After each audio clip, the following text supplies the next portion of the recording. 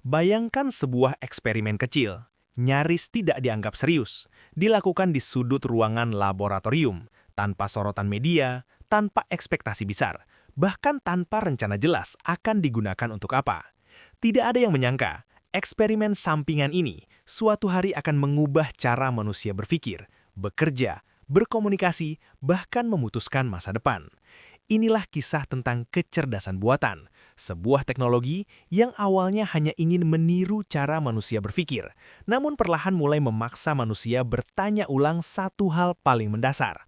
Apa sebenarnya arti menjadi cerdas? Selamat datang di Blueprint Dunia.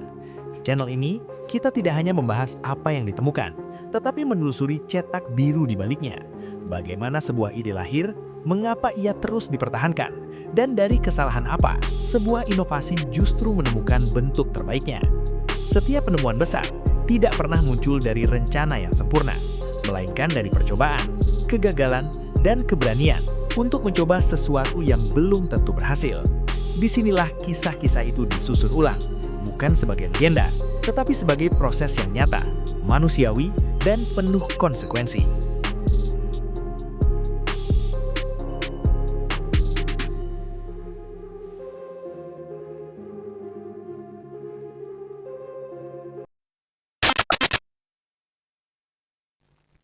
Pada awalnya, kecerdasan buatan bukanlah mimpi besar seperti sekarang.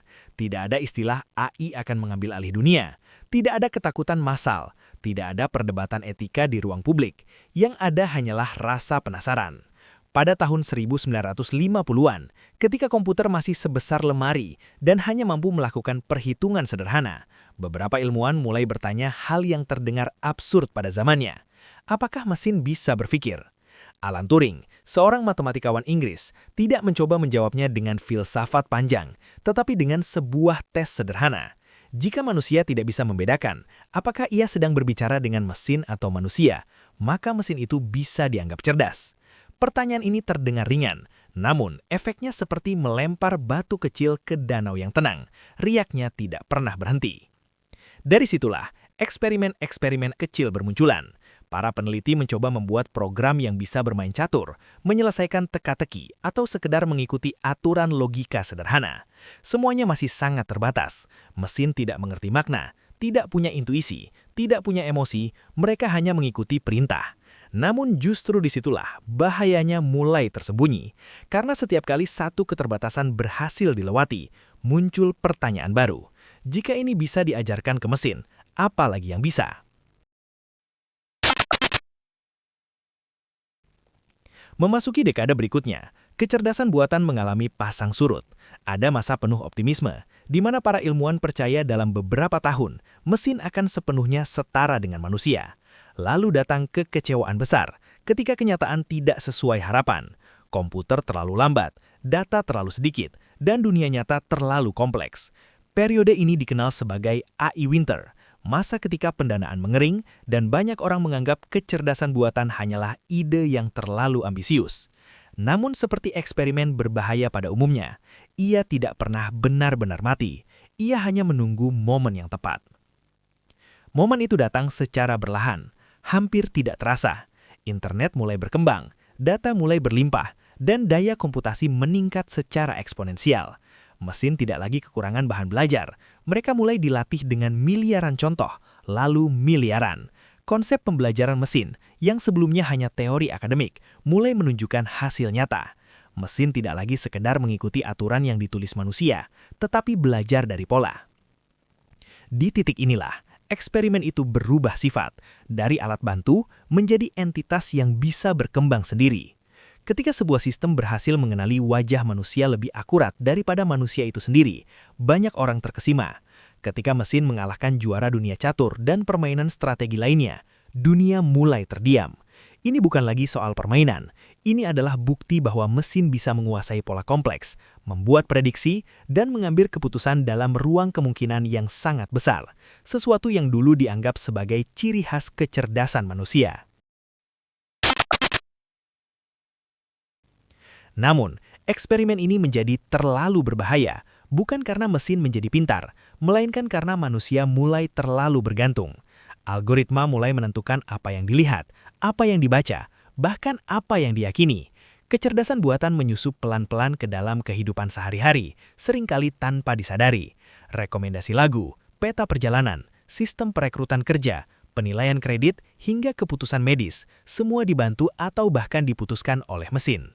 Disinilah konflik emosionalnya muncul. Di satu sisi, kecerdasan buatan membawa efisiensi luar biasa. Pekerjaan yang dulu memakan waktu berhari-hari, kini selesai dalam hitungan detik. Di sisi lain, muncul kegelisahan yang sulit dijelaskan. Jika mesin bisa belajar, menganalisis dan mengambil keputusan lebih cepat dari manusia, lalu di mana posisi manusia itu sendiri? Apakah manusia masih pengendali atau hanya pengawas pasif dari sistem yang terus belajar tanpa henti? Eksperimen ini menjadi semakin kompleks ketika kecerdasan buatan mulai berinteraksi dengan bahasa, seni, dan kreativitas. Mesin tidak lagi hanya menghitung, tetapi menulis, menggambar, dan berbicara dengan cara yang terasa manusiawi. Banyak orang merasa kagum, sebagian merasa terancam. Batas antara alat dan rekan kerja mulai kabur, bahkan batas antara ciptaan dan pencipta mulai dipertanyakan. Para ilmuwan dan insinyur sebenarnya menyadari resikonya. Diskusi tentang etika, transparansi, dan kontrol mulai bermunculan. Namun teknologi selalu bergerak lebih cepat daripada regulasi. Eksperimen yang awalnya dilakukan untuk membantu manusia, kini menuntut tanggung jawab besar. Karena kesalahan kecil dalam sistem yang digunakan secara massal bisa berdampak pada miliaran orang. Kisah kecerdasan buatan bukanlah kisah tentang mesin yang jahat, tetapi tentang manusia yang terlalu percaya diri. Tentang bagaimana eksperimen sampingan yang awalnya hanya ingin menjawab rasa penasaran, berkembang menjadi kekuatan global. Tentang dilema antara kemajuan dan kehati-hatian, dan tentang pertanyaan yang hingga kini belum memiliki jawaban pasti. Sejauh mana manusia siap berbagi kendali dengan ciptaannya sendiri? Saat ini, kecerdasan buatan masih terus berkembang. Ia belum perfect, masih membuat kesalahan, masih bergantung pada data dan manusia. Namun, satu hal yang pasti, eksperimen ini tidak bisa dihentikan begitu saja. Yang bisa dilakukan hanyalah memahaminya, mengarahkannya, dan memastikan bahwa kecerdasan buatan tetap menjadi alat bukan penentu nilai kemanusiaan. Jika kisah ini membuat berpikir, merasa kagum atau justru sedikit khawatir, itu wajar. Karena kecerdasan buatan bukan hanya teknologi, tetapi cermin. Cermin yang memantulkan cara manusia berpikir, mengambil keputusan, dan memperlakukan kekuatan yang diciptakannya sendiri. Dan mungkin eksperimen paling berbahaya, bukanlah membuat mesin menjadi pintar, melainkan lupa bertanya, apakah manusia sendiri sudah cukup bijak untuk mengendalikannya. Jika menikmati pembahasan seperti ini, jangan lupa untuk mendukung channel ini dengan menekan tombol subscribe, meninggalkan komentar tentang pandangan terhadap masa depan kecerdasan buatan, dan membagikan video ini kepada siapapun yang perlu mendengar kisah di balik teknologi yang diam-diam mengubah dunia. Karena memahami teknologi bukan soal ikut tren, tetapi soal siap menghadapi masa depan.